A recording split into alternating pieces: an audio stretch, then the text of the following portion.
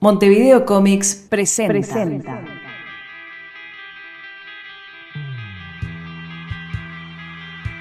Perdidos en el éter. Un trío de desinteresados científicos trabaja en un proyecto que mejorará el estándar de vida de toda la humanidad. Si inventamos un aparato teletransportador, nos llenamos de guita, macho. Cuidadosamente trabajan en su invención mediante complejos cálculos. Me llevo una y con esas son 3. Sos una mancha de café, un 8. Y aún más complicadas proezas de ingeniería. Este cable va acá, ¿no? No, vaya, déjame que te muestre. Pero aún con todas sus precauciones, algunos accidentes son inevitables. ¿Quién tiró mozzarella arriba del termopindulfo? ¿No ven que esto puede llegar a explotar? Nuestros héroes quedaron atrapados en el éter, una dimensión paralela a la cual llegan transmisiones de todas las manifestaciones culturales del planeta.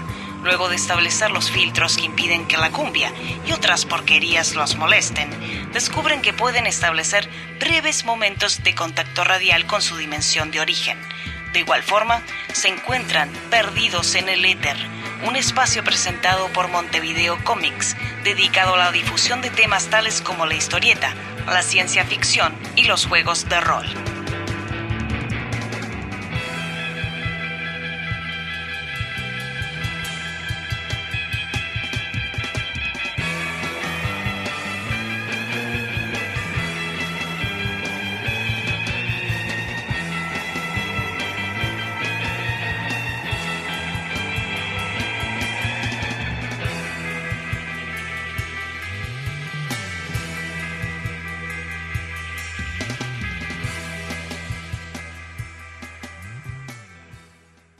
Bienvenidos al programa número X de Perdidos en el Éter. Eso es 9 en números romanos. ¿Ven que somos cultos? ¿Cómo estás, Andreu?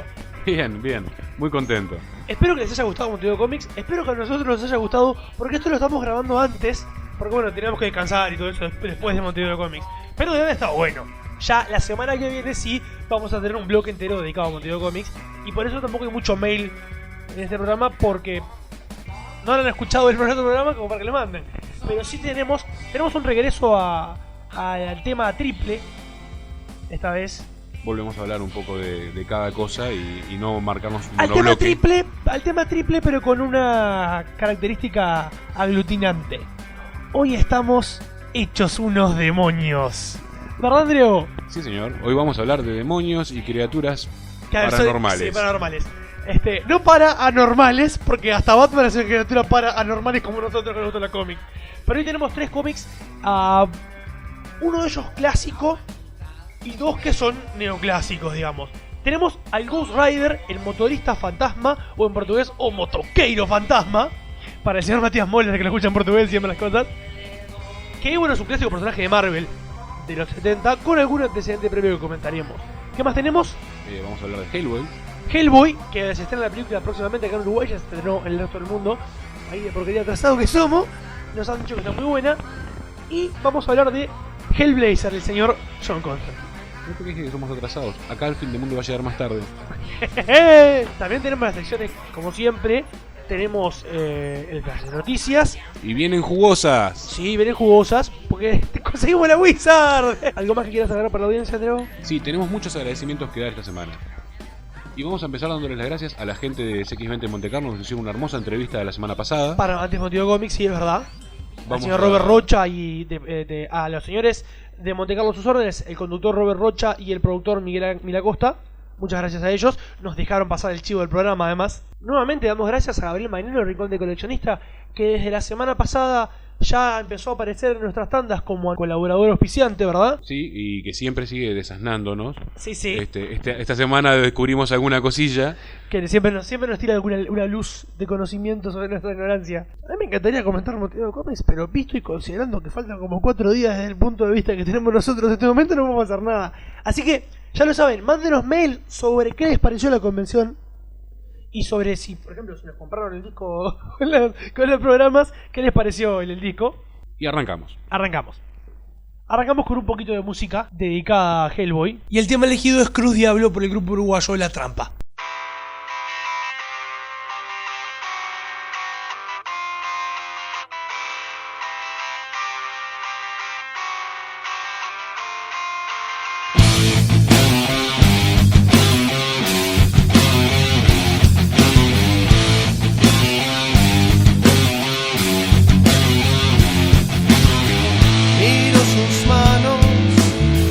Más tarde que temprano, y el precipicio donde su amor deshizo, pensó en su nombre, en la mujer y el hombre, en la piel curtida y un sol que ya no abriga. ¿Ves? ¿Ves? La carne afloja alguna vez. ¿Ves? Cruz, diablos y gallo después.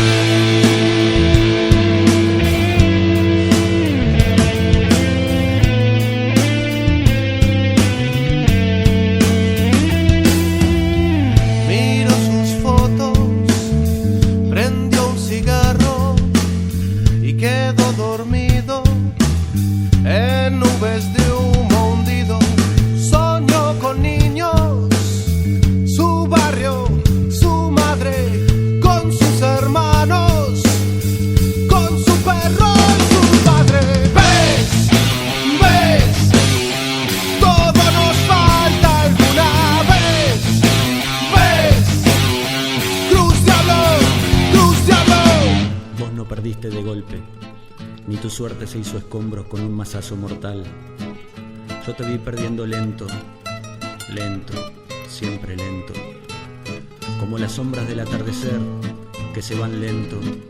Así te veo, así te vi, así te vieron y así te ven, perdiendo lento, siempre lento. Cruz Diablo.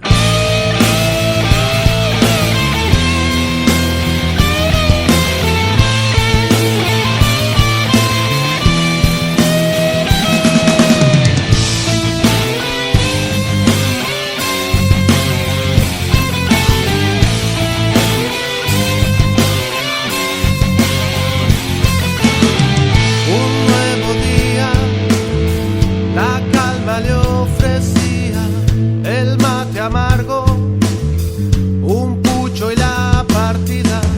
Contó el dinero, pagó el boleto obrero y se fue al laburo. Un viejo pasajero. ¿Ves? ¿Ves? La carne afloja alguna vez. ¿Ves? Todo nos falta alguna vez. ¿Ves? Pero estas cosas no se ven. ¿Ves? Cruz, diablos y gallo después.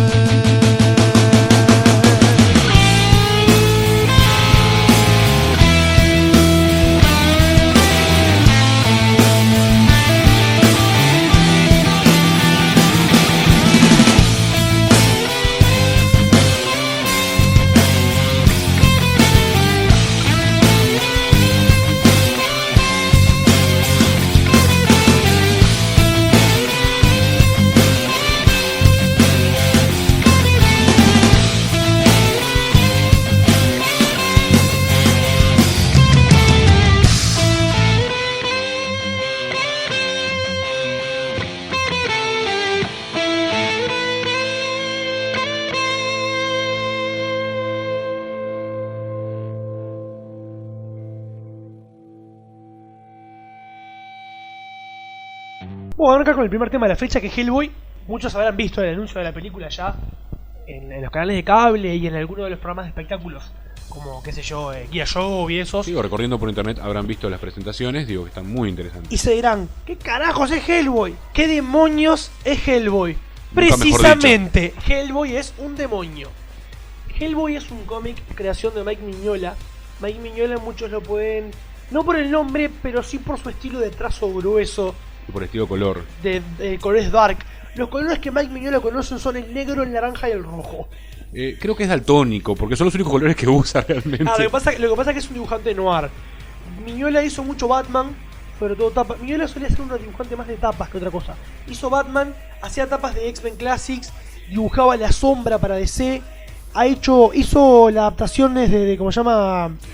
De la novia de Frankenstein para la colección de monstruos de Universal, para la compañía de cómics Tops, que se vendieron por kioscos acá. Y ha hecho un montón de cosas más. Pero en el año 93 se le ocurrió, no, ya lo tenía rodeado de la cabeza hace rato, y se animó a escribir y creó su cómic Hellboy. Pero aquí que lo divertido fue esto. Mignola fundó por aquellas fechas, junto con Frank Miller y John Byrne, el sello Legend de la casa Dark Horse. Legend lo recordarán mucho porque se han visto en los cómics, tiene un monolito de la isla de Pascua como logo. Últimamente lo han cambiado y todos los sellos de Dark Horse utilizan una forma diferente de caballo. Ellos usan un caballo de ajedrez, creo, si no me equivoco, hoy día. No recuerdo. Tendría que estirar la mano y agarrar un cómic de Hellboy de la biblioteca. De la gran biblioteca acá perdió el Letter, que es tipo Matrix cuando agarran chumbos. Pero aquí que Mignola no estaba seguro si los fanáticos se iban a atrever a comprar algo que dijera que era escritor, porque como dibujante estaba consagrado, pero nadie lo había hecho como guionista. Y le pidió a su amigo John Byrne que le hiciera los guiones. John Byrne escribió los diálogos, pero todo el plot de la primera miniserie de Hellboy, recordemos primero que Mignola, en sus trabajos más conocidos, ha hecho Mundo de Krypton para DC con John Byrne, que comentábamos recién, de ahí se conocieron colaborando con eso. Y también ha dibujado Gotham Blues de Gas, un excelente Elseworld de Batman. De hecho, el primer era Elseworld, no los comentaba en algún momento de eso. Muy bueno. Y muy bueno. La primera miniserie de Hellboy, Seed of Destruction, Semilla de Destrucción, se serializó en los números de Dark Horse Presents. Dark Horse presenta cómic con el cual Dark Horse prueba diferentes series. Contemos la historia básica, porque es donde empieza. Exacto. La onda con Hellboy corre así. Fines de la Segunda Guerra Mundial, año 43, 44 más o menos. Los nazis cuentan entre sus filas con nada menos que Rasputín, el monje loco, que encabeza el proyecto Ragnarok, un proyecto para traer fuerzas demoníacas a la Tierra para ayudar al eje a ganar la guerra que ya estaba empezando a perder. Recordemos que históricamente es real que los nazis intentaron utilizar cosas mística para poder lograr la guerra. Rasputín y sus ayudantes nazis van a hacer un gran ritual para abrir una boca del infierno para traer a demonios. Pero resulta que hay una agencia conjunta entre Estados Unidos e Inglaterra, el Bureau para la Investigación y Defensa de lo Paranormal, Bureau of Paranormal Research and Defense.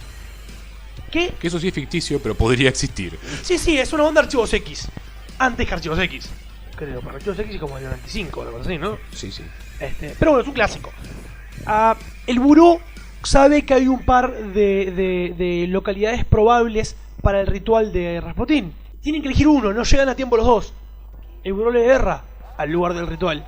Pero resulta que a Rasputín le sale mal el ritual. Y no solo... No le sale mal. Traen un demonio. Sí. No solo no lo abre el portal donde corresponde, sino que lo abre donde está el Bureau esperando.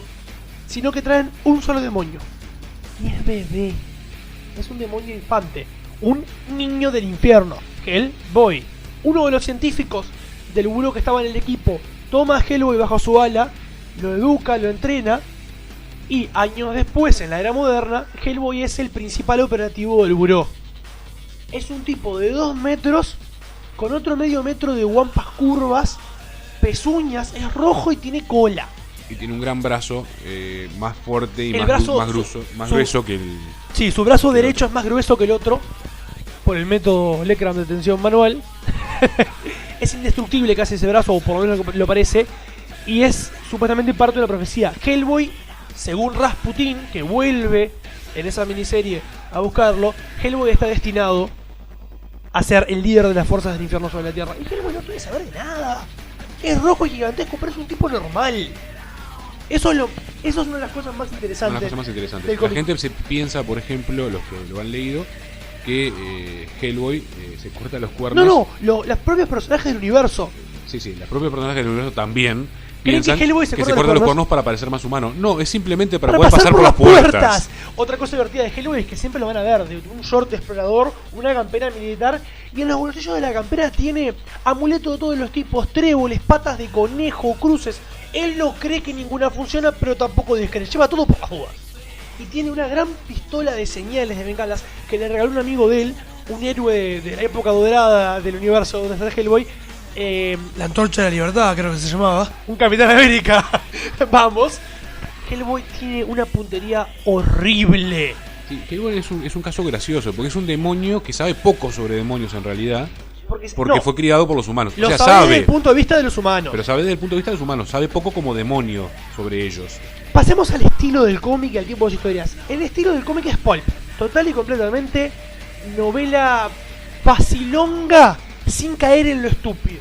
Las líneas argumentales son simples, pero muy son simples pero con pero vueltas de bien roscas pensadas. interesantes. Todo, prácticamente todo está basado en leyendas preexistentes del folclore europeo. Por ejemplo, uno de los mejores cómics de Hellboy El de los lobos de y uno de los San mejores, Patricios, no, sí, los lobos San Augusto. los San Augusto. Uno de los mejores cómics que he leído en mi vida, me atrevo a decir, es Hellboy y los lobos de San Augusto, que Mignola basó en un panfleto del siglo XVI que encontró. Y pasamos al arte. Mignola, un alumno de Frank Frazetta, tiene un estilo. Siempre se le enseñó que para hacer contraposición con los colores y las cosas había que puntuar con negro, o sea, poner sombras para puntuar. Mignola hace todo lo contrario, Mignola puntúa con blancos. Hay más sombras que otra cosa.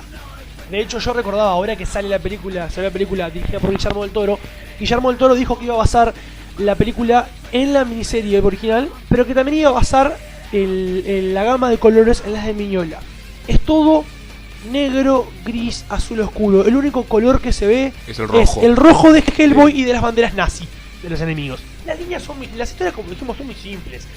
Hellboy y algunos otros miembros del equipo del buró llegan, investigan, Monstruo pelea con Hellboy, Hellboy mata a Monstruo. No, perdón, Monstruo intenta tentar a Hellboy para que dirija las fuerzas del mal, Hellboy lo manda a cagar, Hellboy mata a Monstruo. Es así de simple. Es interesante comentarlos. Tienen mucho más riqueza a veces los personajes secundarios. Exacto, es interesante comentar los amigos de Hellboy, los compañeros. Empezando por Abraham Sapien. Lo encontraron a Abe Sapien, como le gusta llamarlo, en un laboratorio en el subsuelo del Hospital Santrinian en Washington DC. El experimento decía Ictiosapien, hombre pez, pez sapiente.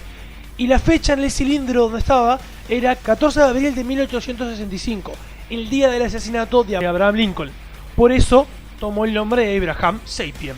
Respira agua, pero su origen no se sabe, y es uno de los mejores amigos de Hellboy.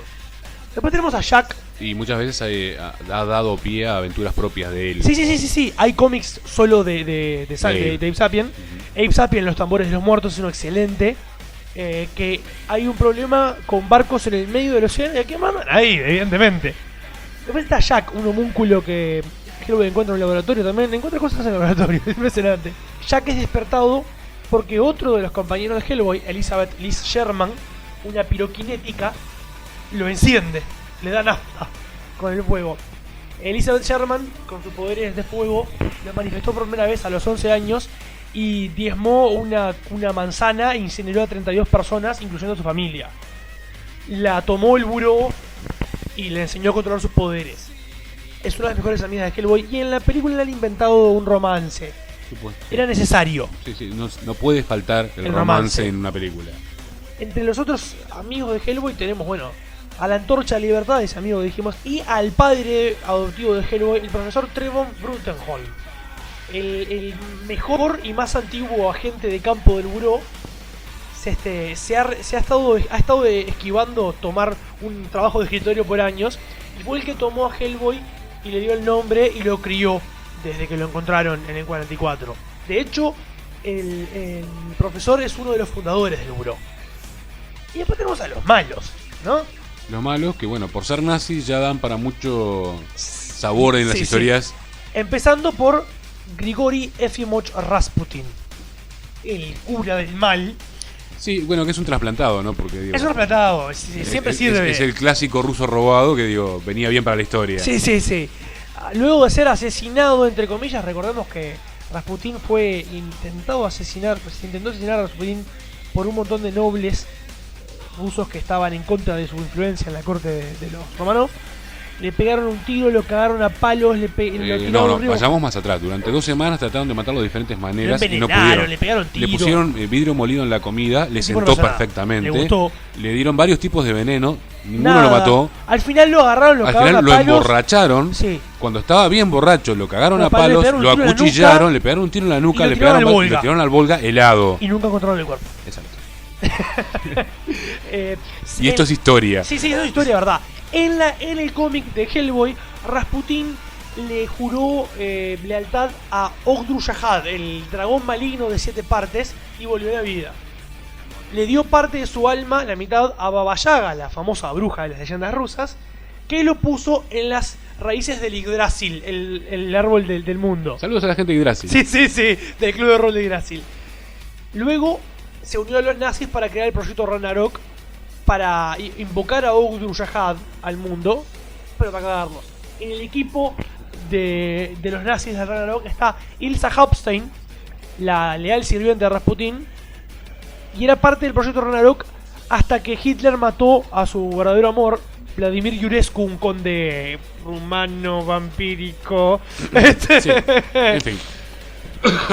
Y después tenemos al más pintoresco de los villanos por nombre de pinta, el profesor Dr. Karl Rupert Kroenen. Muy bien hecho en la película, por lo que igualito. Está es igual. una especie de Darth Vader nazi. Es una especie de Darth Vader. Era un nazi hasta que se unió a Rasputin y luego empezó a crear un ejército de 666 soldados para tomar el mundo. Y por último está Leopold Kurz, otro nazi profesor. Hay un montón de nazis que aparecen, digo, otros son los más conocidos pintorescos. y más recurrentes. Y la propia Bayaga. Hay que recomendar otras cosas del propio Miñola, empezando por, el especial Abe Sapien en Tambores de los Muertos. Y actualmente hay una colección del Buró con el mismo nombre, Bureau of Paranormal Research and Defense, que saca Dark Horse, en donde aparecen los otros personajes, incluso algunos que no habían aparecido en Hellboy. Pero está Abe, está Liz, está Jack, está toda esa Muy gente. interesante está la versión de Miñola del Gotham Drácula, Gas. del Drácula de Del- Coppola. Sí. La versión en cómic que hizo él está fabulosa. Y después hay otro cómic llamado Zombie World, del propio Miñola, muy en el estilo de Hellboy, pero no es de Hellboy. Es un montón de tipos contra zombies. Y está el pequeño Hellboy también. Y está Hellboy Jr. Hellboy Jr. creado para uno de los anuales de Hellboy y hecho por otro artista en homenaje a Miñola. Es las aventuras de Hellboy como bebé cuando era menino. En el infierno. En el infierno. Y pasa de todo. Está Hitler en el infierno. Es como paralelo, digamos. Hay una aventura en que Hellboy zafana una ristra de chorizos de uno de los cocineros del infierno. Otra en que Hellboy zafana un auto que es un demonio. Son hilarantes de 5 páginas. Bajo todo sentido, digo, son humorísticas, no tienen nada que ver con el Recuerdo la del auto Hellboy Jr. consiguió un auto. Al final de todo está el Hellboy grande señalando el cómic y dice: ¿quién demonios autorizó esto? No, el sentido del humor es impresionante. Y volvemos a las influencias. Hellboy me recuerda mucho a mí, a la cosa de los Cuatro Fantásticos, a Ben Grimm. No solo en su pinta, sino en su sentido del humor. Sí, tiene. También Miñola reconoce que una de sus mayores influencias artísticas es Kirby. La línea gruesa, la gente con manos grandes. Hellboy tiene una manopla grandota. Llegó la hora de volver a dar Zeppelins. Bien, antes que eso me gustaría que recomendáramos la página que en este momento, por lo que vimos, está en reparación, pero Hellboy.com hellboy.com, donde es la está página del propio Miñola. toda la información sobre Está el en reparación trabajo en este Miñola. momento, pero volverá. Y es la hora de dar Zeppelins, ¿no? Sí, ¿Cuántos Zeppelins hace Hellboy? 7. ¿7? Yo Podría le- darle 8 si fuera más fácil de conseguir. No, he pero visto estamos, poco en pero realidad. estamos hablando de la obra. Bueno, yo que he leído más, yo a Hellboy le doy un 9. Así que entre mis 9 y los 7 roñosos de Endriago, porque no he leído más, vamos a tener que conseguirle cosas para que las lea y volveremos a updatear esto. Seguro que le da un 9 o un 10 también, porque es muy en el estilo nuestro. Hellboy se lleva 8 Zeppelins. Merece más. Perdidos en el éter, juraron defender a un mundo que los odia y teme, con razón. My name is Ether. Perdidos en el éter.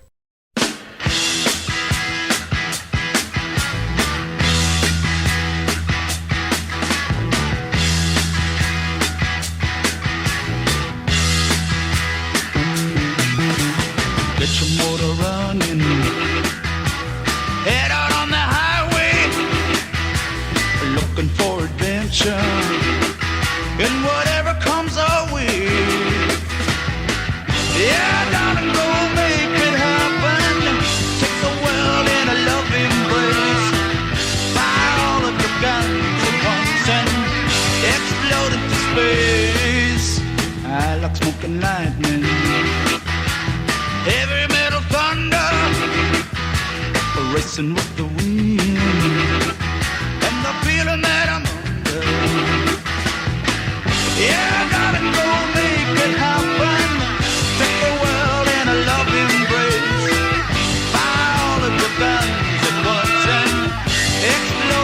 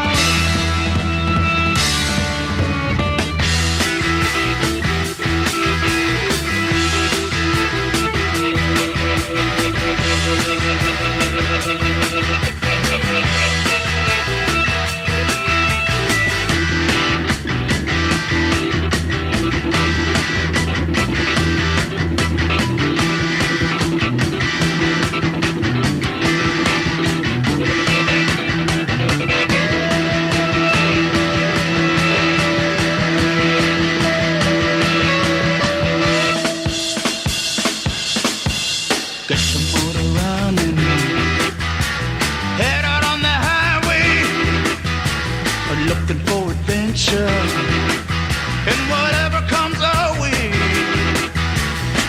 Yeah, darling, go make it happen. Take the world in a loving embrace. Fire all of your guns at once and explode into space. And let the true nature's child. We were born to be wild.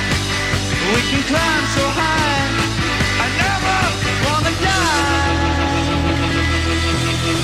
Born to be wild.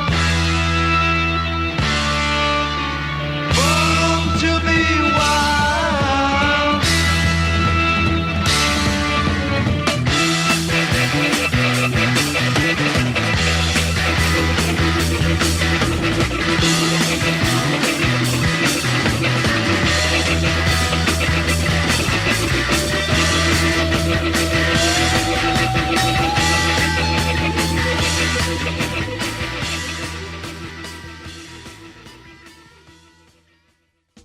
El tema que acabamos de escuchar fue Born to Be Wild, nacido para ser salvaje, de Steppenwolf. Queríamos conseguir Súbete a mi moto, el magnánimo opus a las motocicletas de Menudo, pero tuvimos que conformarnos con este, que bueno, es bastante bueno igual y tiene mucho que ver con el personaje al que vamos a hablar. ¿De quién vamos a hablar, Andreu? Sobre el Ghost Rider. Tenemos 3 versiones, 2 importantes y una... No es que no sea importante, Cuatro más bien, pero... Sí, 4, pero la cuarta Dos, digo, en es realidad, casi olvidable. sí. Una de los viejos años 40. Empecemos por ¿en qué pensamos cuando decimos Ghost Rider, motocicleta fantasma? Cuando decimos Ghost Rider pensamos en la calavera llameante vestida arriba de una cuero, moto llena de vestida cadenas. Ahí está. En un verdadero Pero motor. hay una versión anterior. Exacto, nosotros no sabíamos esto, lo descubrimos investigando esto. Esta es una de las cosas buenas de este programa. Nosotros los informamos a ustedes, Nos sino informamos que cuando, nosotros. claro, nos desasnamos. Hay una versión de los años 40 que es un jinete fantasma. O sea, es un Pero rider verdadero. Es un western. Es un western. Es un... Durante el día el sujeto es una especie de... Es un agente de la ley. agente de gobierno. No, sí. Y durante la noche es una especie de Vigilante. llanero solitario, un vigilante, con un disfraz fantasmal. Una careta negra, creo, una Usa pañoleta. toda una ropa gris, con Una una máscara pañoleta, en sí. forma de calavera. Ahí está. Y 2 Colts. Una gama. Y 2 hermosas Colts Claro. plateadas. Exacto. El último cómic lo publicaba la Timely, la que en los años 60 Antes de se llamarse convirtió en Marvel. Y el último número se publicó en el 54. Sí, en el año 67, antes de que apareciera el Ghost Rider de la moto del que vamos a hablar, del Ghost Rider jinete del oeste, Marvel publicó una serie de 7 números en el año 67, dijimos. Y en la Max le cambiaron el nombre, antes de agarrarlo para Max, le cambiaron el nombre a Knight Rider. Ujú. No confundir con Knight Rider, que se pronuncia igual pero va con K antes, que es el nombre en inglés que tiene el auto fantástico. Pero bueno, no confundir, como decimos siempre acá. Y ahora volvemos, pasamos al Ghost Rider. Digamos el clásico. Sí, el más moderno, pero el clásico. Bueno, conocido acá a veces como el motorista fantasma. Su primera encarnación fue Johnny Blaze. Johnny Blaze. La primera aparición de este Ghost Rider fue en el número 5 del Marvel Spotlight del año 71. ¿Qué nos puedes contar sobre esa versión de Ghost Rider, Andreu? En ese momento Marvel estaba sacando toda una línea nueva de terror. Sobrenatural, sí. Sobrenatural. En este Había mismo- empezado sacando La tumba de Drácula, En luego este mismo sacó cómic- Frankenstein. En este mismo cómic, en Marvel Spotlight, en el número 2 hacía su primera aparición el hombre lobo de Marvel, Werewolf by Night, Sí, salió antes que que el Ghost Rider. el Ghost Rider. Lo primero que salió fue La tumba de Drácula, luego salió, si no recuerdo mal, salió El hombre lobo, después salió Frankenstein y tercero o cuarto salió El motorista fantasma, junto con Blaze y con Blade.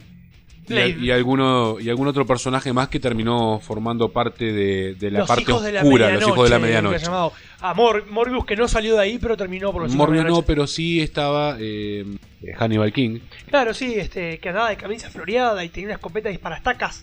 No, ese era Frank Era Drake. Frank Drake, el amigo, el cazavampiros. El cazavampiros. Eran todos amigotes de Blade. Eran todos cazadores. Sí. Pero Hannibal era vampiro. Hannibal era un vampiro, Bueno. que se vengaba de que lo hubieran transformado en vampiro, Era un vampiro con cazando a alma. otros. O sea, era Blade pero un pasito más. Claro. Solo que tenía otras habilidades, se podía transformar en niebla. En vampiro, en murciélago. Era vampiro en serio. Pero volvemos al Ghost Rider. El Ghost Rider, como producto del año 71, era una especie de versión horror de Evel Knievel. Aquel motoquero que saltaba por encima de autos y todo eso, ¿se acuerdan de la capa? Bueno, Johnny Blaze básicamente es un acrobata de circo, digo, de motos. De moto, claro. De hecho, la historia de Johnny Blaze se basa originalmente en su familia. Se dedicaban a eso, su padre muere, él es adoptado por el circo, por el dueño del circo.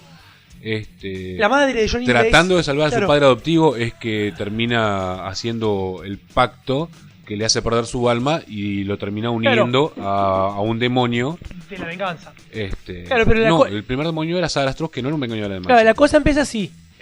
La madre de Johnny Blaze, Naomi Cale, era descendiente de una familia que, a causa de antiguos pactos con el demonio Mephisto, Satán de Marvel, todos los recordarán a Mephisto, el tipo ese rojo que siempre quiere el alma del Silver Surfer. Y la maldición va recorriendo la línea generacional hasta que Naomi decide abandonar a sus hijos antes de que la maldición lo agarra. Pero la cosa va en círculos. En realidad no lo agarra la misma maldición. Pero casi. Al que sí lo agarra la misma maldición es el segundo. Pero acá lo agarra Mephisto. Crash Simpson, el dueño del circo que adoptó a Johnny Blaze luego de la muerte de su padre, tenía una enfermedad en la sangre. Así que Blaze, que estaba interesado en lo sobrenatural, hace un ritual para convocar a Mephisto y le cambió su alma por una cura. Mephisto, por supuesto, hace trampa. Evidente. Cura a Crash Simpson, pero acto seguido se muere en un accidente. De moto, haciendo acrobacia, por supuesto. Pero Mephisto pide su pago, ¿no? Y Blaze no tiene más remedio que pagarlo. Pero la hija natural de Simpson, Roxanne, que realiza un hechizo y expulsa al demonio.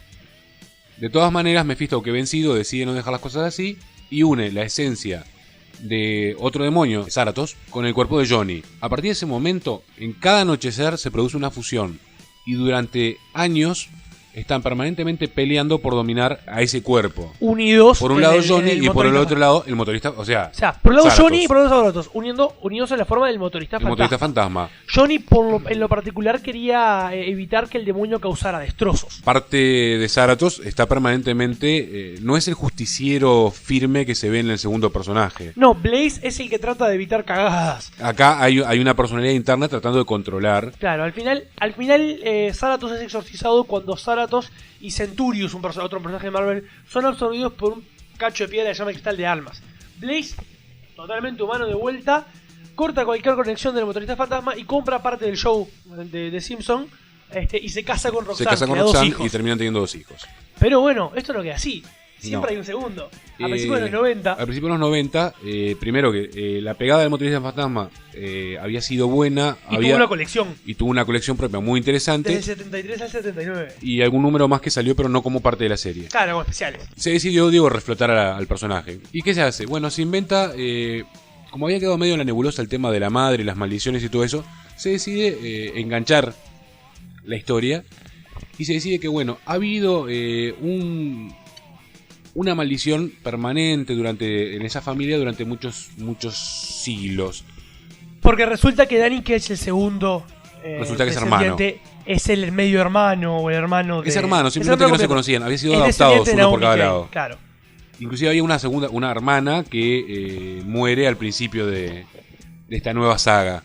Contemos desde el principio cómo es el origen de los pactos de la familia Cale.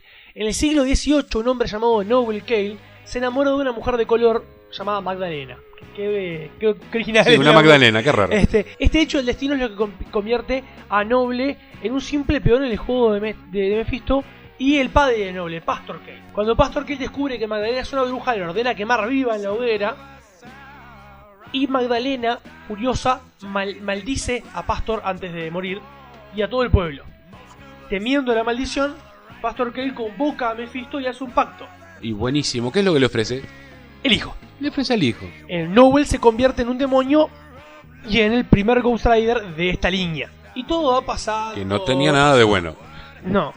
Todo va pasando de camino, bla, bla, bla, bla, hasta llegar a la madre de nuestros nuestros héroes. La madre intenta zafarlos a los hijos, empezando por su hijo primogénito, que es el que va a caer primero en la maldición. Cuando al final logra zafar cuando a Johnny logra- Blaze. Cuando logra zafar a Johnny Blaze, descubre algo que ella no sabía. Que cuando un hijo rechaza unirse a la entidad motorista fantasma, el siguiente está obligado, no tiene opción. Así que está condenando a su segundo hijo. Su segundo y tercer hijo, o sea, Daniel y Bárbara Ketch se interponen en los planes de un villano de Marvel llamado Mirada Mortal. Cuando presencian una ejecución de un hombre por parte de ese villano, Mirada Mortal manda matarlos. A Bárbara la hieren con una flecha gravemente y Daniel Ketch escapa tratando de pedir ayuda y encuentra una motocicleta abandonada. Cuando la toca, se convierte por primera vez en el motorista fantasma. ¿De quién era la moto? Era la moto de Blaze, que le he dejado tirada por ahí. La había dejado adentro de un cementerio, adentro de una cripta escondida. Y el tipo cae dentro se mete también a contarla. Pero bueno, había nacido de vuelta el motorista fantasma, había renacido de vuelta el motorista fantasma.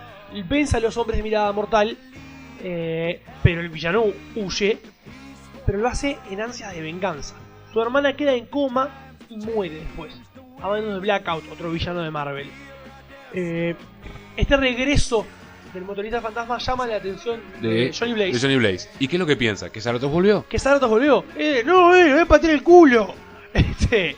El motorista fantasma en batalla contra Johnny le tira fuego infernal, o sea, una de las armas que tiene el Ghost Rider, sobre el cuerpo de Blaze y causa no que comentamos cuáles eran las armas del motorista anterior, o sea, de Johnny Blaze cuando era el motorista. Sí.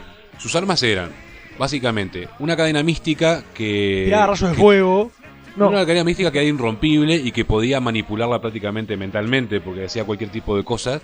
Aunque la que tiene el hermano está más salada porque se puede dividir. Sí. Tenía la mirada, lo que le llaman la mirada de perdición, que es simplemente... Es como la mirada de la conciencia. Te hace ver tus pecados y sufrir lo que hiciste sufrir a los demás. A las víctimas. Y lanzar fuego infernal. Esos son los poderes que tiene. Claro, cuando se enfrentan, el Ghost Rider segundo, Ketch, le tira que está más en control del demonio con el que se unió. Porque no es exactamente un demonio. Es como un resabio de Zaratos. Es la justicia demoníaca. Claro. Le tira fuego infernal, cae en la escopeta de Blaze, que desde entonces queda lanza automáticamente, fuego infernal. mágicamente cargada para tirar fuego infernal. Es terrible. Esta parte no brazo, es muy interesante, pero bueno. Ghost Rider logra convencer a Johnny que no es Zaratos y terminan de aliados. Y luego terminan descubriendo que son hermanos. Después el segundo motorista fantasma funda con otros héroes de Marvel como Blade y Morbius, héroes antihéroes, lo que son los Hijos de la Medianoche. Y bueno, y luchan contra diferentes villanos, entre ellos contra Zaratos, en un combate a muerte. Zaratos gana y Ghost Rider crepa, muere. Pero un villano, un gángster de Marvel llamado Anton Hellgate, Puerta del Infierno. Anton Pirulero Puerta del Infierno, lo resucita por medios científicos. Hellgate le ofrece unirse a él para dominar su mundo criminal y el motorista fantasma le muestra el dedo del medio. Luego de sigue eso, esto? Bueno, luego de ser vuelto a la vida otra vez, por segunda vez, el motorista fantasma quiso entonces saber de nuevo cuál era la verdad sobre sus orígenes.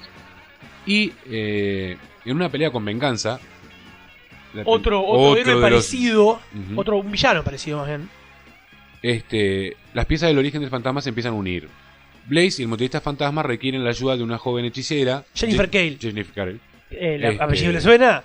Resulta que es la prima lejana de ellos. Que con la ayuda de ella consiguen entonces descubrir algunos fragmentos más de su pasado. También descubren que son hermanos y primos lejanos de la propia Jennifer. El motorista fantasma ahora está empezando a estar preparado para escapar del vacío conocimiento que lo retenía. Claro. Y bueno, y siguen haciendo un montón de aventuras. Se encuentra con un montón de espíritus de venganza con los mismos poderes. Pao Fu, Verminus Rex, Cabeza de Perro. Pero del lado contrario. Claro, no dicen, o nos liderás o te matamos.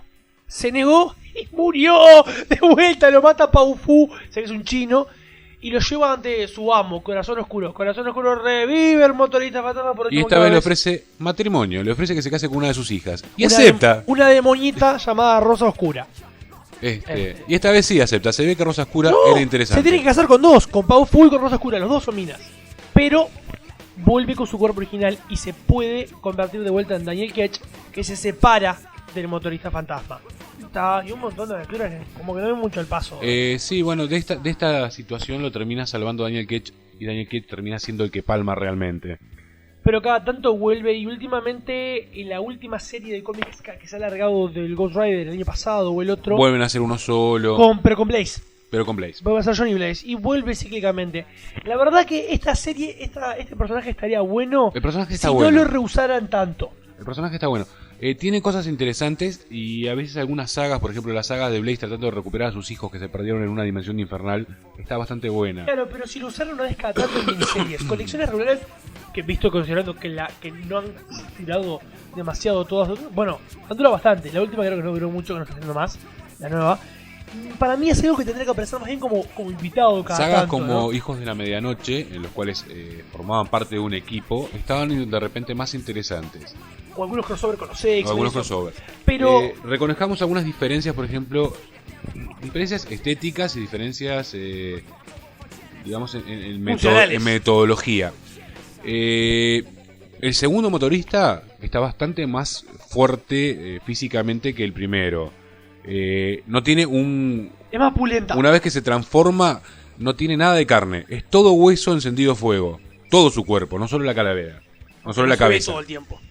Pero tiene más poder la moto. Tiene de más hecho, poder después la liga una moto mejor. Uh-huh.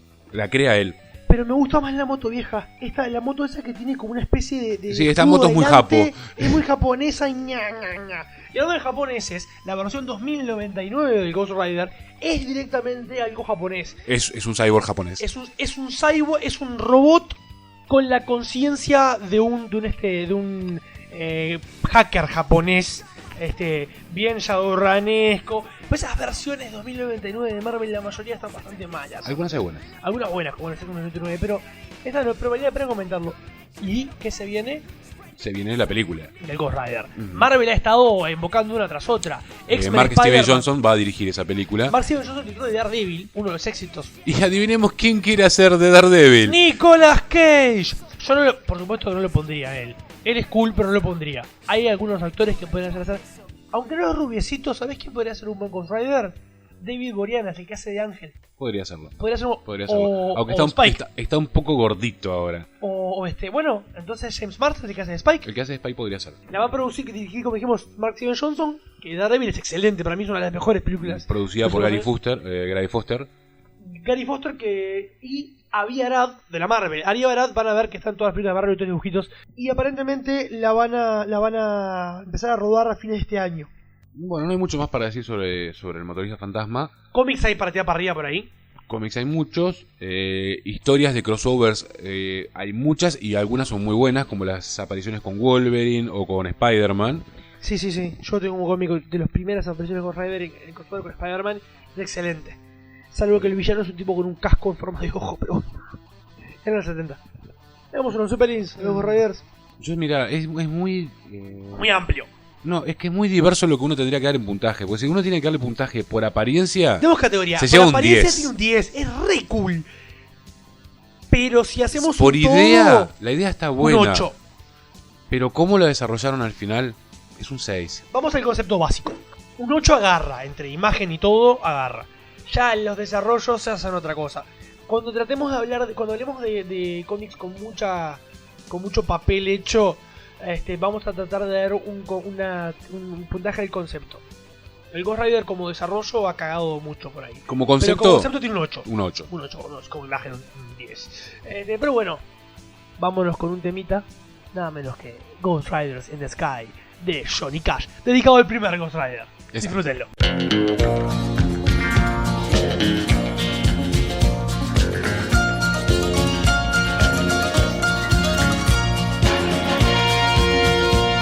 An old cowboy went riding out one dark and windy day. Up on a ridge he rested as he went along his way, when all at once a mighty herd of red-eyed cows he saw plowing through the ragged skies and up a cloudy draw. Their brands were still on fire and their hooves were made of steel. Their horns were black and shiny, and their hot breath he could feel. A bolt of fear went through him as they thundered through the sky, for he saw the riders coming hard, and he heard their mournful cry. Yippee-i-oh, yippee-i-oh, Ghost riders in the sky.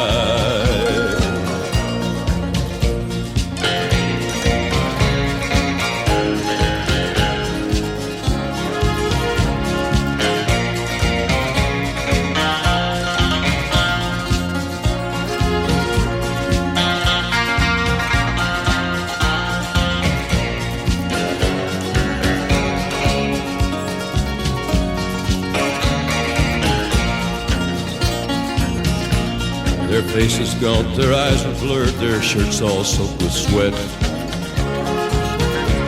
He's riding hard to catch that herd, but he ain't caught 'em yet. 'Cause they've got to ride forever on that range up in the sky. All the horses snorting fire. As they ride on, hear their cry.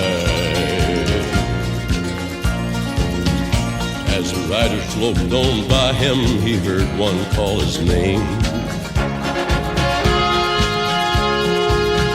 If you want to save your soul from hell riding on our range, then cowboy, change your ways. They are with us, you will ride, trying to catch the devil's herd across these endless skies.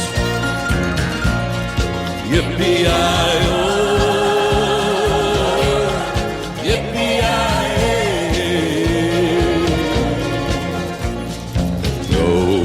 riders in the sky.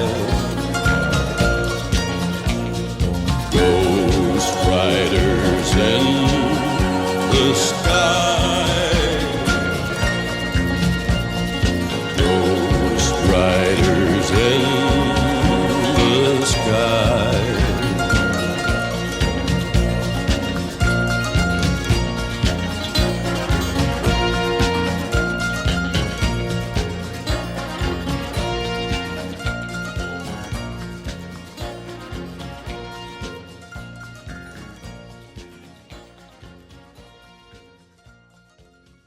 Perdidos en el éter. ¡Oh! En el día más brillante, en la noche más oscura, ningún mal escapará de Perdidos en el éter.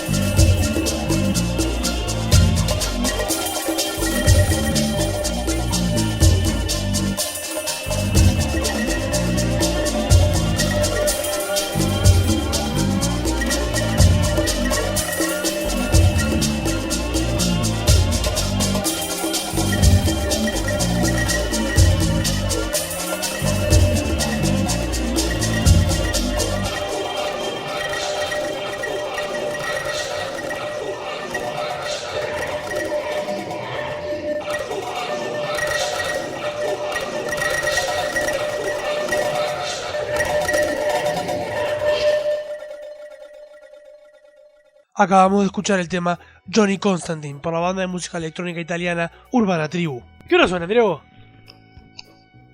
Las 5 en punto. Es hora del té. ¿Tienes un cigarro? Me quedé sin silcats. Sí. Y mientras tomamos nuestro té, vamos a hablar del tercer personaje de esta noche. Esto para ustedes, acá en el Éter son las 5. John Constantine, alias Hellblazer. Un amigo para ustedes. Cuidado. A mediados de los años 80, el escritor británico Alan Moore, ese de la barba frondosa, ya se había hecho una gran reputación, incluyendo entre sus créditos Saga of the Swamp Thing, su vuelta de tuerca al cómic de horror originalmente de Lane Wayne y Bernie Wrightson. En ese cómic, Moore contaba historias que trataban de temas complejos e inteligentes que contrastaban fuertemente con los clásicos cómics de superhéroes de la época. Una de las creaciones más memorables de Moore en Swamp Thing fue un hechicero inglés maquiavélico y fumador empedernido. Me recuerda a Andriago, pero sin la parte británica. Llamado John Constantine. El debut de Constantine en el número 37 de Saga of the Swamp Thing en junio del 85 sirvió como anuncio o presagio a la historia American Gothic. Moore creó Constantine a pedido de los artistas del título, John Totleben y Steve Bissett. Los dos eran fanáticos de la banda británica de Police, muy en boga por la en época. Ese momento, sí. Y querían un personaje que se viera como el bajista y vocalista de la banda, nada menos que Sting.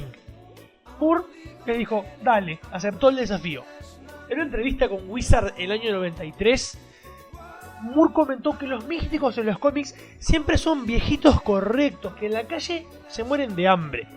Uno piensa en Eran personas muy correctas, digo. Claro, el Doctor Extraño, por ejemplo, Satara, el padre de Satana. Son todos veteranos que los largás a un barrio y se los empoma mal. Aparte, digo, no había ninguno que fuera un mago, digo, de clase trabajadora, un tipo de la calle. Claro, Constantine es un tipo de cuello azul, como se dice, ¿no? Un loco trabajador diferente a esos magos, ¿no es cierto? Trabajador. De la clase trabajadora. Sí. Porque trabajador no ya es. Es otra cosa. Sí, es trabajador, pero no. En trabajo duro, al mejor estilo de David Lamb, ¿no? Ya en el 86, un año después de la aparición de Constantine en el cómic de La Cosa del Pantano, su aura misteriosa y su carisma hicieron que de ser un secundario pasara a ser un personaje principal. Neil Gaiman, el creador de Sandman. Vamos a reconocer que no fue pensado originalmente para que trascendiera más allá de American Gothic. No, claro, recordemos que siempre hay... siempre pasa esto, el tipo secundario que termina siendo el carisma. Pensemos en Wolverine, en los X-Men. Wolverine fue creado para tener a alguien que se enfrentara a Hulk en el Hulk número 9. Sí, fue simplemente para esa vez. Estoy jodiendo. Y luego lo agarraron y miren lo que es Wolverine hoy. En el caso de Constantine, Neil Gaiman, el creador de Sandman, entre otras cosas, y alguien que escribiría algún número de Hellblazer ocasionalmente, recuerda que le preguntó a Alan Moore la primera vez que vio Constantine si el personaje iba a sobrevivir hasta el final de American Gothic. Era muy cool para ser matado. En el 86... ¿Puedo hacer una pequeña interrupción? Para los oyentes, esta saga American Gothic, que cambió totalmente la forma de escribir a Swamp Thing a partir de ahí, y que dio nacimiento, por ejemplo, a este personaje. Que llevaría a la creación de Vértigo. Que llevaría a la creación de toda la línea Vértigo. Esta saga se puede encontrar en español en forma de tacos fácilmente en Narvaja y a un precio muy razonable. Sí, digamos, porque 30 pesos cada taco. Porque vino muy... vinieron muchos ejemplares acá. Vinieron muchos ejemplares. Búsquenlas. Y se consigue completa. Sí, búsquenlas porque vale la pena. El año 86 fue un año extremadamente positivo para los cómics. Sobre todo los cómics orientados a lectores maduros. Arrancando con obras como el Batman, el Dark Knight Returns de Frank Miller, Maus de Art Spiegelman, esa historia que hace una parábola... Maus. Es alemán, claro. Maus de Art Spiegelman, esa metáfora de los nazis y los judíos transpolados a gatos y ratones. Libro que estuvo prohibido en varios lados, digo, como libro. Cómic que estuvo prohibido en varios lados. Sí. Y, bueno, Art Spiegelman es descendiente de los sobrevivientes del Holocausto. Un judío sobreviviente de la familia. Y la Watchmen del propio Alan Moore. Todo esto no escapó a Karen Berger, que editaba Swamp Thing. Karen Berger se convertiría luego en la jefa editorial de Vértigo. cuando Vértigo nacería de estos cómics. Berger empezó a considerar posibilidades de lanzar nuevos títulos de estilo similar. El Herman de Vértigo, de vuelta. Esta editora no recuerda el momento exacto en que se dio a hacer un cómic de Constantine, pero siempre sospechó que el personaje era capaz de ser el protagonista de su propio título. El destino, que siempre determina este tipo de cosas, hizo que el escritor encargado de la colección también era británico. Jamie Delano había iniciado su carrera en cómics 2 años antes nada más, escribiendo para Marvel Reino Unido, el Capitán Britannia y el cómic mensual de Doctor Who, amigo de la casa. Sí. Conjuntamente con el dibujante John Ridgway, Delano digamos que escribía el cómic de Doctor Who para Marvel UK. No dijiste que era para Marvel UK. Vale la pena comentar, digo, que Marvel tiene su propia... Tuvo su propia subsidiaria inglesa británica, que sacaba sus propios títulos. Como el Doctor Who mensual y el Capitán Britannia, que luego daría el salto al universo Marvel general, pasando a formar parte de Excalibur. Exacto. Grupo de mutantes. Liderados por alguien que nos gusta mucho. El señor Nightcrawler, exacto.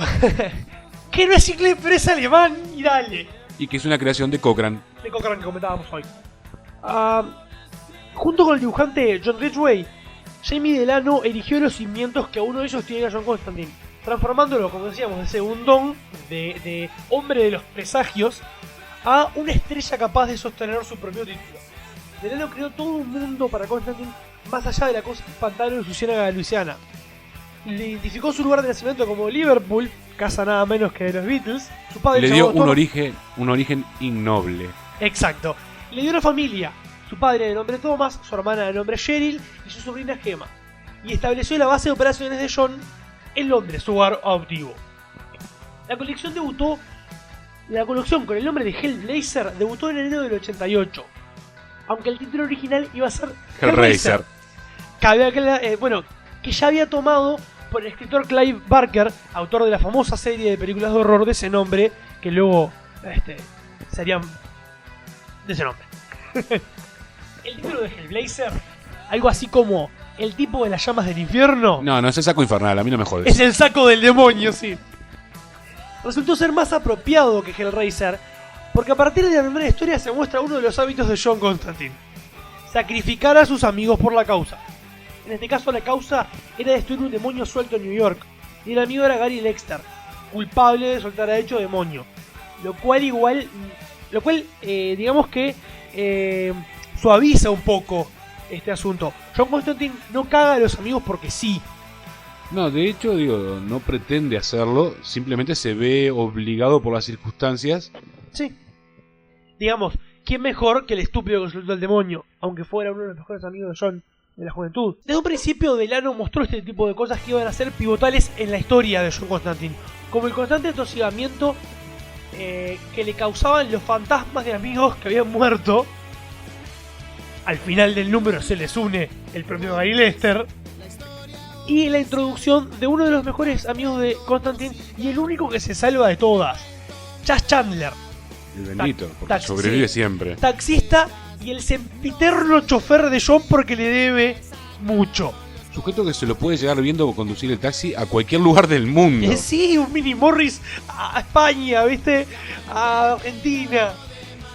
Durante el primer año del cómic conocemos más a Constantine y a la familia y amigos mientras atravesaban, o no, diversos obstáculos.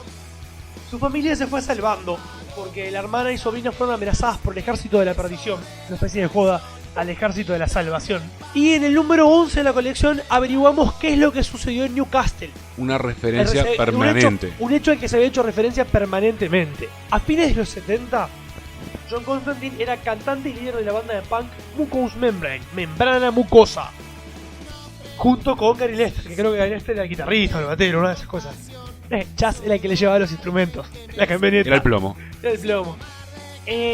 John realiza en Newcastle un exorcismo que salió muy mal. Muy mal.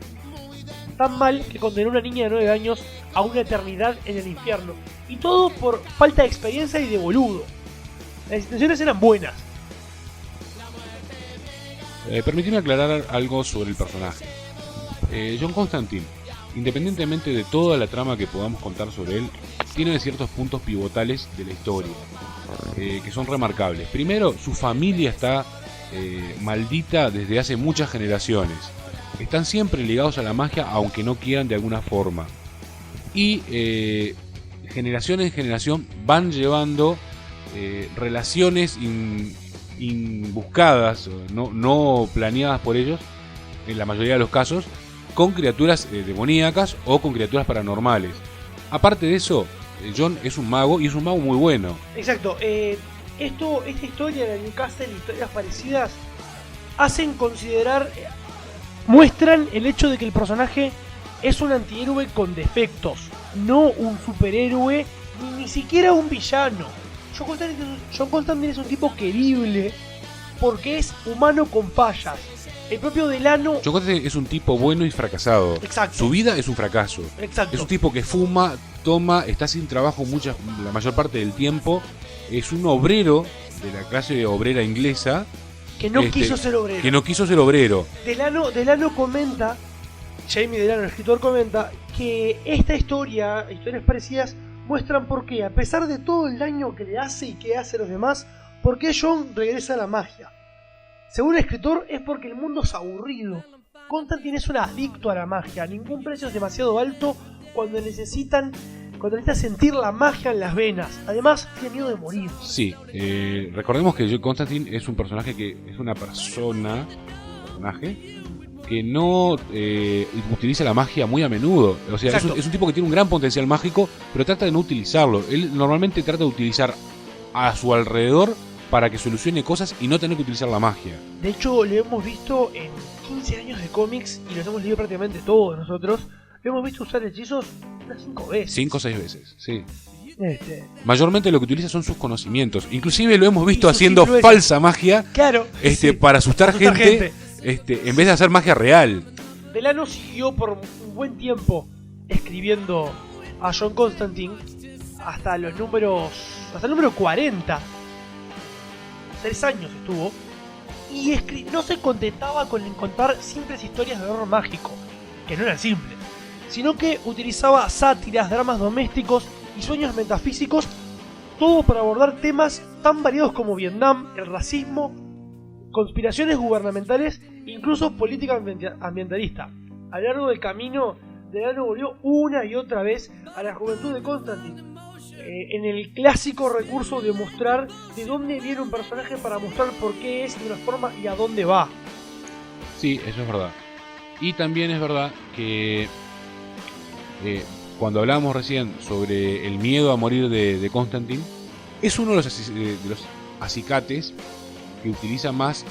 Es uno de los puntos que lo obligan más a interactuar con fuerzas que no quiere. En una de las sagas más interesantes, John se agarra cáncer. Exacto. Más adelante comenzamos un poco esa saga. Vamos por orden.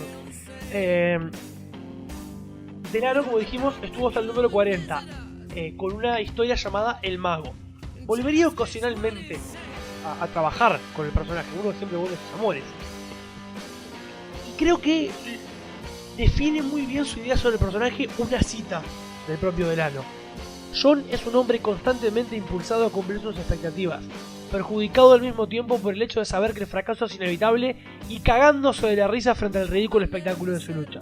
Por lo menos tiene autocrítica, John, ¿no? Después de Delano vendría el escritor irlandés Garth Ennis, ahora famoso por su creación Preacher, en ese entonces virtualmente desconocido fuera del Reino Unido.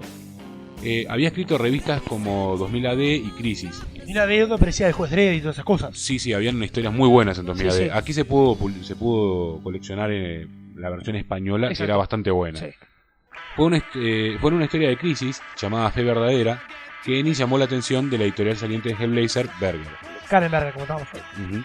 Berger se vio fascinada por la habilidad de Ennis para abordar temas controversiales de una manera muy humana, logrando a través de sus diálogos que uno pueda creer que el personaje que está leyendo es una persona de verdad, que puede estar en la calle de al lado de uno, puede ser una persona cercana a nosotros.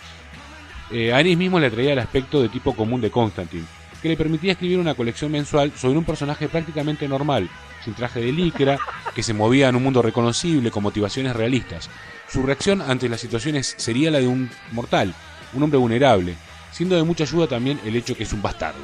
Sí, británicos con licra, no gracias. Sí, veamos, ¿cuántas veces hemos visto a Constantine de otra manera que no sea con su camisa manchada, corbata vieja, gabardina, zapatos de cuero, de vestir, sí, de mocasines, y unos pantalones clásicos de vestir? Sí, es un tipo común. Aparte siempre tiene la ropa arrugada, gastada. Prolijo.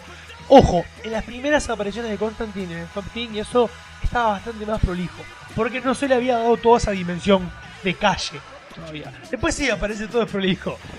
En el próximo bloque seguimos con el resto de la nota sobre Hellblazer, pero antes vamos con el tan esperado regreso del flash informativo y la siempre presente frase de la semana.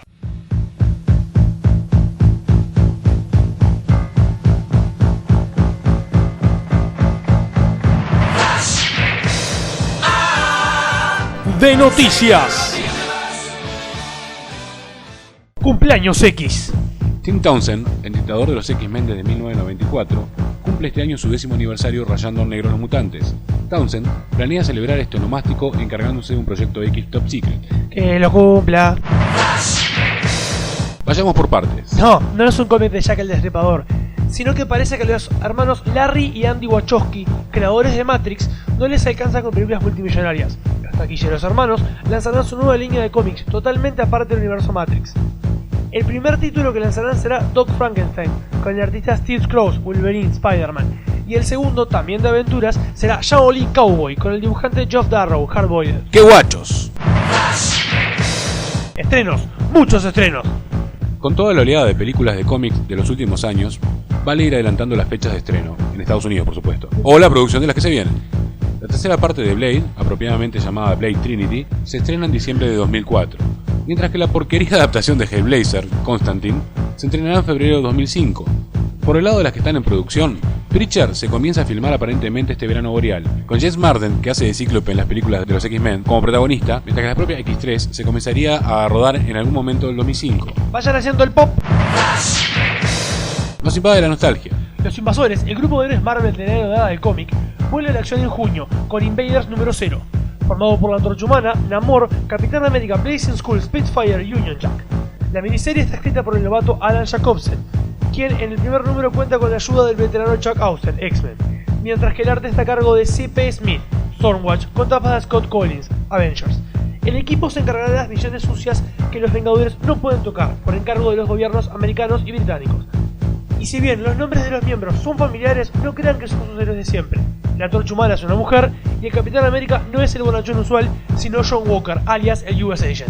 ¡Ey! ¿Y Steve Rogers? Romita se las ve negras. El afamado dibujante John Romita Jr. comenzará a dibujar la Pantera Negra durante el próximo relanzamiento del héroe Marvel. Aunque aún no ha sido revelado el nombre del guionista, en la editora afirman que su giro al personaje asombrará a los lectores. Y finalmente le dará al príncipe Chala el respeto que merece. ¡Chala! ¡Me gustó esta Pantera negra! Héroe en apuros. Dave Cockrum, co-creador de los X-Men modernos, se encuentra gravemente enfermo e internado en un hospital, incapaz de pagar sus gastos médicos. Sin embargo, amigos y admiradores de la industria del cómic se reúnen para crear un álbum para recaudar fondos para el gran dibujante. Convocados por el guionista y amigo personal de Cockrum, Clifford Mead, en The Uncanny Dave Cockrum trabajarán los clásicos autores Stan Lee, Neil Adams, John Romita padre, Chris Claremont, Lane Wayne, Mark Wolfman y Roy Thomas, todos ellos amigos íntimos de Dave, unidos a prolíficos autores modernos como Alan Moore, Neil Gaiman, Jim Lee y Harlan Ellison. Que te mejores, Dave. 3, 2, 1, 0, relanzamiento. Marvel sigue actualizando a sus héroes, y luego del lanzamiento de New Avengers número 1 por el aclamado guionista Brian Michael Bendis, la editora retocará Capitán América, Iron Man y Thor. Los rumores indican que Neil Gaiman se encargaría del blondo dios nórdico, y Warren Ellis tiene ideas de hierro. ¿Y el Capitán? ¡A la fuerza! Rob Liefeld vuelve a Marvel junto al guionista Fabián Nicieza para crear una miniserie de 6 números con el grupo que los catapultó a la fama hace más de una década, X-Force. Cable, Cannonball, Meldon y Shatterstar, más personajes nuevos, se reúnen para demostrar por qué este equipo fue el que inició una tirada de héroes musculosos con bufos grandotes. No. Y hasta aquí el... de noticias.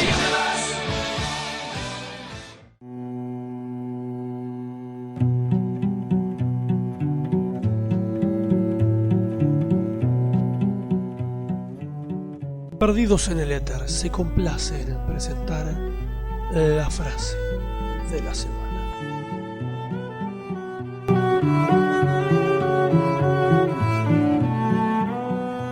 Toma mi mano, no tengas miedo, yo te protegeré.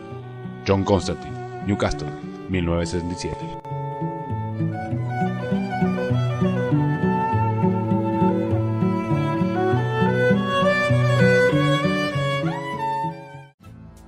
A ver, mijo, pásenme la radio y quiero escuchar Perdidos en el Éter. Bombón y caramelo, barrita, Perdidos en el Éter.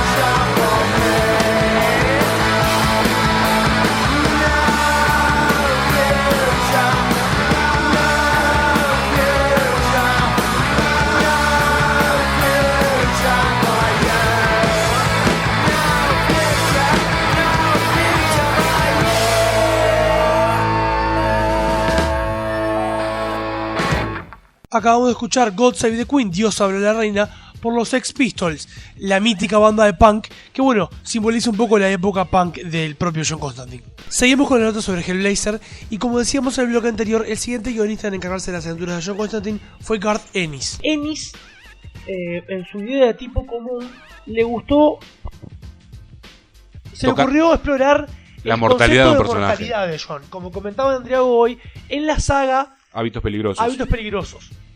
Le da cáncer terminal de pulmón. El tipo fuma como chimenea. Imagínense, no sé, Columbo. Columbo fuma menos que Constantine. Yo fumo menos que Constantine. Andriago fuma menos que Constantine porque no tiene plata, mentiroso. La historia de Hábitos Peligrosos también presenta por primera vez a dos personajes importantísimos del mundo de Constantine. El primero de los caídos. Un enemigo, Satanás. Lucifer. Satanás en sus tres formas. Para no llamarlo así. No, Satanás. Los otros no. Y Kit Ryan, novia de un amigo de Constantine, que luego de fallecer, este amigo Brendan termina en pareja con Constantine por muchos años. El primero de los caídos era el intento de Ennis de darle a Constantine un villano invencible y aterrador, una maldad completa e irredimible. Nada de esas porquerías de ay, en el fondo en realidad no es tan malo. No, este tipo es el mal, es el Wyrm. Es el mal encarnado, primero. sí. Por otro lado, Kit era la primera mujer que pudo ver más allá de toda la mierda de Jon, más allá de toda la magia y del tipo duro, del acto de tipo duro que Jon ponía, y ver y se convirtió en el amor de la vida de Jon. El primero, por lo menos. No, el amor verdadero en realidad de la vida de Jon. Ennis, como decíamos, le da a Constantine un tono más mundano, pero no por eso aburrido. Más allá de hacerlo luchar contra monstruos como hacía Delano y hacerlo entrar en pesadillas metafísicas muy Alicia en el País de las Maravillas, pero oscuras como hacía Delano, Ennis enfatiza la vida social. Los argumentos giraban en torno a la relación de Jon con Kit y promoviendo a Chas de siempre secundario que lo manejaba a el amigo que a las fuerzas y a veces mantiene los pies de Jon en la tierra. Convengamos que Ennis es de todos los autores el que ha conseguido darle una chispa más lograda a Constantine. La forma en la cual él interactúa inclusive con los personajes malvados, sí. Es mucho más disfrutable en el lápiz de Ennis. Es lo que te hace decir, vamos Jon, vamos. La forma en que engaña, por ejemplo, al primero de los caídos, haciéndolo tomar agua bendita, es magistral. Excelente, sí. Todo esto, toda esta construcción de vida social, solo sirvió magistralmente hecho por Ennis para una historia llamada Miedo y Odio, en donde Jon se manda la cagada que no podía mandarse. No puede dejar a Kit fuera de sus líos mágicos y a Kit la lastiman mal los mafiosos. Cuando se recupera, Kit decide irse a la mierda y abandonar a Jon. Jon queda devastado y termina a vivir mendigando en la calle, pidiendo dinero para comer. Para beber, por supuesto. Exacto. Ahí es una de las pocas veces en que se lo ve usar la magia en una manera salvaje. Sí, cuando decide ponerse las pilas y dejar de vivir en la calle, hipnotiza a un tipo para que le dé la billetera y va y se compra ropa y todo, y a los últimos cuadritos ya es Jon Constantine de vuelta. Si un poco de lástima pudieron sentir los lectores a lo largo de esta patética muestra de falta de amor de Jon, todo esto se acabó porque poco después Jon vuelve a las andadas, por supuesto. Llega un enfrentamiento decisivo con el primero de los caídos y Jon se empieza a cobrar todos los favores, o casi todos los favores que le debían. Explota a sus amigos y conocidos para taparse el culo, sin importar el costo. Al fin del tiempo de Ennis al frente del título, las calles de London estaban bañadas por la sangre de los camaradas muertos de Jon. Fue el precio que pagaron por conocerlo. Por ser su amigo. Si conocer a amigo de Jon.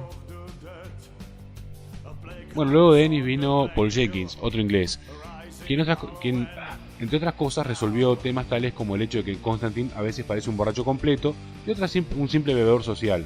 Es inglés. Sin dañar la esencia misma del personaje y bajo la excusa de un ritual mágico, Jenkins hizo que Jon pusiera la mayor parte de sus características malignas en un homúnculo, que luego fue mandado al infierno, literalmente. Sí, la etapa de Jenkins no fue de las mejores. No fue de las mejores. Porque luego que Jon pusiera todas estas cosas malignas en un macaco homúnculo y lo mandara al infierno, se terminó convirtiendo en Friends en Inglaterra. Jon pasaba tomándose una copita y divirtiéndose con los amigos, exorcizando fantasmas de perros, de apartamentos. No son malas, pero no son Jon Constantine pulenta, ¿no? Sí, no fue el mejor de los escritores. Igual esto sigue siendo mejor que lo que escribieron algunos yankees que vinieron después. Sí. Hay que ser del Reino Unido para escribir bien a Constantine. Lo rescatable de la carrera de Jenkins en Constantine es que esa visión de adicto a la magia y persona despreocupada por las consecuencias de sus actos que mostraban Ennis y Delano, en la obra de Jenkins está se contrasta más bien por mostrar que John es un tipo que no es mala persona, sino que en realidad las cosas se le escapan de las manos. Y para disimular trata de poner cara de insensible. Sí, yo soy insensible. Me importa un quinoto. Eso son las cosas buenas. Jenkins sí logra cosas buenas también, como decíamos, porque explora una relación seria con una mujer desde Kit, la primera que Constantine desde Kit, y lo reúne con sus viejos amigos de la época punk y explora temas sociopolíticos mezclados con mitos británicos, recordándonos que sin caer en nacionalismos baratos y sentimentales, el protagonista de Hellblazer es británico. Nada más y nada menos. Y por eso no nos agrada demasiado la idea de la película que se viene. Hecha con Keanu Reeves. No vamos a Que hablar se de supone eso. que va a ser americano. No vamos a hablar de eso. Garth Ennis vuelve para unos cuantos números en una historia llamada Hija del Hombre, en donde explora nada menos que la profundidad de la relación de John con su maltratado amigo Chas. Y luego la colección quedaría en manos de un favorito de esta casa como Garth Ennis, pero Warren Ellis. Warren Ellis, entre otras cosas de autor. Warren Ellis toma el personaje, vuelve el título otra vez a sus raíces de horror y oscuridad, vuelve nuevamente con John a Londres. Lo confina a Londres más que nada, no le saca casi nada a Londres. Y se vuelve prácticamente otro personaje. La ciudad se vuelve prácticamente otro personaje mientras él explora la ciudad junto con Constantine. Explora una relación casi simbiótica que John tiene con esa ciudad adoptiva. Las palabras de Ennis lo describen mejor. Londres y la magia están, para mí, inevitablemente enredadas la una con la otra. Ambas tienen un innegable glamour, ambas pueden maravillarte y ambas pueden verse realmente estúpidas. Sí, los policías ingleses con esos gorros. Ambas pueden apestar. Exacto. El horror en las historias de Hellblazer de Ellis, por más que esto de la magia que nos daban recién, no era tan sobrenatural, sino más policial, muy británico. Sin los tintes de nostalgia positiva que tiene la ficción policial americana. Muy paloma a veces, Mike Dungeon y otras cosas, ¿no? Al mismo tiempo, nunca deja de estar presente la magia, porque después de todo, la magia es el combustible, para bien o para mal, del mundo de John Constantine. Irónicamente, fue un tema completamente mundano y americano el que causaría la marcha de Ellis de la colección, luego de tan solo 10 números. La editorial no le permitió publicar una historia que giraba en torno a liceales y armas de fuego, que era un tema muy presente en ese momento, cuando había pasado poco tiempo desde la masacre de Columbine. Exacto. Luego de Ellis, la colección fue entregada por primera vez a un americano, ¡No! Brian Azzarello, quien, a pesar de remover a Constantine de Londres y hacerlo viajar a Estados Unidos, intentó seguir con el tolo policial de Warren Ellis, sin tantos resultados. Sí, el trabajo en el título de Hellblazer por Azzarello fue muy aclamado por otros autores, incluido el propio Alan Moore, pero fue odiado por virtualmente todos los lectores, incluidos nosotros dos. Especialmente. Es malo. Hay solo un momento rescatable de esa línea, y es cuando Constantine termina en una penitenciaría de máxima seguridad en Estados Unidos y por supuesto se adueña de la cárcel y se hace el capo. ¿Cómo resumimos esta carrera de Azzarello al frente de Constantine? Es que, como dijo alguien en una lista de correo que leí, si le sacase el cable y HBO, el pobre Azzarello no puede escribir nada, porque roba de todos lados y mal. Sí, bueno, volviendo a lo que dijiste tú recién de lo rescatable, sí. Esa historia sobre la penitenciaría, lo interesante que tiene es que John no utiliza la magia porque quiera, es que simplemente tiene una crisis de falta de alcohol y tabaco. ¡Sí! ¡No tiene cigarros! Hay una escena excelente que cuando John, sin querer, activa sus habilidades mágicas y ves 700 grones presos que se le acercan cada uno con un paso en la mano. El dibujante, por supuesto, es Richard Corben, conocido por sus trabajos en la Heavy Metal. Se hagan un paso en la mano para dárselo. Obvio. Son tipos grandotes y penitenciarios que le tienen miedo. Y él es un británico flaquito. Luego de Azzarello, otro americano, pero esta vez bien, se haría cargo del título. Mike Carey está tratando de forjar su identidad, la identidad de su visión de Constantine. Carey, habiendo leído una docena de sus números, ya un año entero de la colección, tiene un poco la mezcla de el horror urbano de Garth Ennis y Warren Ellis con el misticismo exacerbado del original escritor de la colección. Jamie Delano. La verdad a mí me está gustando mucho. No tanto como Garth Ennis o Delano, pero por supuesto 10 veces más Casanero, lo cual es muy difícil. Es la clásica. El apenas bueno al lado del barato va a quedar buenísimo, pero igual me parece que está bueno por sí mismo el trabajo de Mike Carey. Bueno, tendríamos que hablar aparte de los dibujantes, que han sido muy variados. Sí, todos dibujantes que le han dado, como Steve Dillon, el compañero de Ennis en Preacher y en Constantine, que le han dado unos looks urbanos, siempre en los tonos grises, negros, marrones, nunca más color que el verde del Swamp Thing, por ejemplo. Porque bueno, Londres es una ciudad gris, casi todo el Blazer pasa ahí. Independientemente de su línea, de su propia tirada de Constantine, las apariciones de Constantine en la serie de Swamp Thing siguen siendo relativamente regulares, sí. Y siempre son magistrales. Exacto, sí. Redondeando, el principal atractivo de Constantine radica en su humanidad. Un pasado lleno de gruesos, jodidos, sangrientos errores. Es una persona que el comportamiento es ambiguo en el mejor de los casos y aterrador en el peor. Aquellos como nosotros que lo vimos salir por primera vez de las páginas de Saga of the Swamp Thing con su cigarrillo Silk Cut en la mano, no podemos evitar resentir una profunda fascinación por el personaje. Todos tenemos ese deseo secreto de caminar el camino de John Constantine, de meternos con los inmensamente poderosos y no preocuparnos nunca de las consecuencias y de que jamás, pero jamás, nos falte una respuesta sarcástica. Dentro de la ficción, John Constantine cumplió recientemente 50 años. En la realidad, el personaje solo ha existido por los últimos 15 y 16 años. Pero la gran exploración en múltiples direcciones que han hecho todos estos autores hacen que esos 15 años de existencia real de John se sientan como toda una vida. No nos queda más que recordar una anécdota del propio Alan Moore. Alan Moore comenta que poco después de escribir ese primer número donde aparecía John en Swamp Thing y no había sido publicado, se va a su bar favorito en Inglaterra y pide una cerveza. Y de repente un tipo igualito a John Constantine lo mira, le sonríe y se va. Alan Moore se asustó. Y si Alan Moore se asustó, es porque es verdad. Solo nos queda para decirle a John Constantine una cosa. Maldito bastardo. Antes de terminar la charla, como antes dijimos lo de la saga de Swamp Thing, de American Gothic, las cosas de John Constantine, hay mucha cantidad que se puede conseguir, sobre todo en el rincón de coleccionista, que tienen una existencia muy amplia. Pueden conseguir los últimos años de Hellblazer bastante corriditos ahí. Y de vuelta, en la baja encuentran las cosas viejas, más viejitas.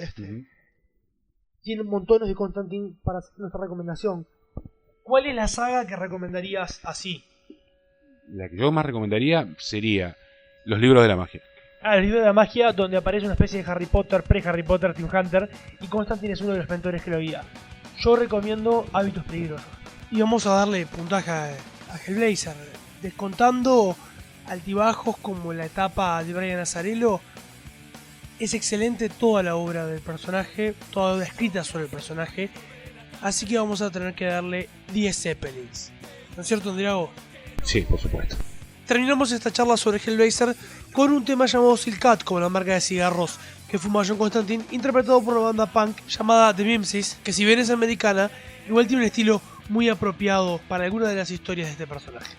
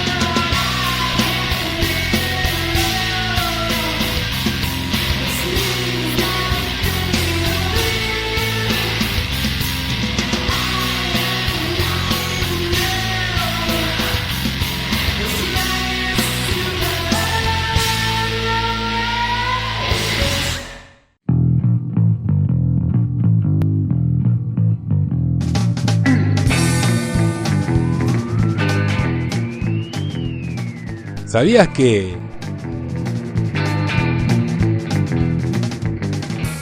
El actor que interpreta a Hellboy en la película de reciente estreno es nada menos que Ron Perlman, recordado por su papel en la serie televisiva La Bella y la Bestia.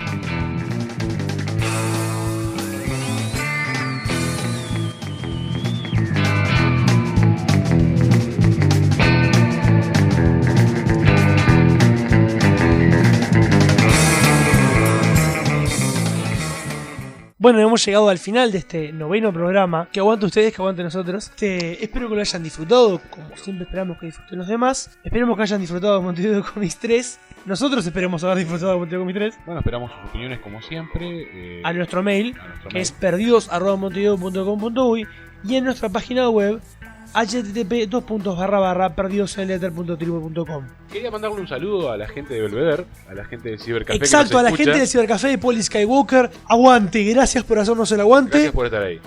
Y si quieren organizar el club de fans de Perdidos en el Éter, bien. No será para tanto. Nah. Justamente nos llegó un mail de Poli en el que dice que no se fijó bien, pero que no anda ni la página de Perdidos en el Éter ni la página de Caballeros de Montevideo. Sí, no te fijaste muy bien, Poli, porque la de Perdidos se está tratando bien ahora y la de Caballeros tiene un cartel que dice que está en reparación. También nos recomienda Poli que si queremos que nos escuchen todos los frikis del ambiente e irnos pum para arriba, tenemos que hablar con el pelado, imagino que el de los malos pensamientos, que puso una radio nueva. Como bien decís vos, Poli, iniciativa no es mala, todo lo contrario. Nosotros somos muy agradecidos con la gente de esta radio y muy cómodos acá, no queremos dejarla. Sin embargo, quédate tranquilo que siempre estamos explorando opciones para expandir nuestro radio de transmisión, así llegamos a más gente. Termina Poli diciendo que no nos molesta más, todo lo contrario, estimado escucha, nos encanta recibir mails tuyos y de otros. Y nos pide que hablemos más de rol, te prometemos alguna nota de rol pronto. En el programa que viene tendremos un reporte completo sobre Montevideo Comics 3, incluyendo breves entrevistas a Enrique Alcatena y Eugenio Sopi y a diferentes participantes de la convención, tanto expositores como concurrentes. Dependiendo del tiempo que nos sobre, tendremos o una nota sobre Terry Pratchett, escritor de novelas de fantasía humorística como Mundo Disco, o sobre Dave Cockrum, co-creador de los X-Men modernos, sobre quien tuvimos una noticia en el flash de hoy. Diego, pasame los Silcats que quiero fumar. No, bastardo. Atención, la conexión interdimensional se encuentra inestable. Esta transmisión puede, en cualquier momento,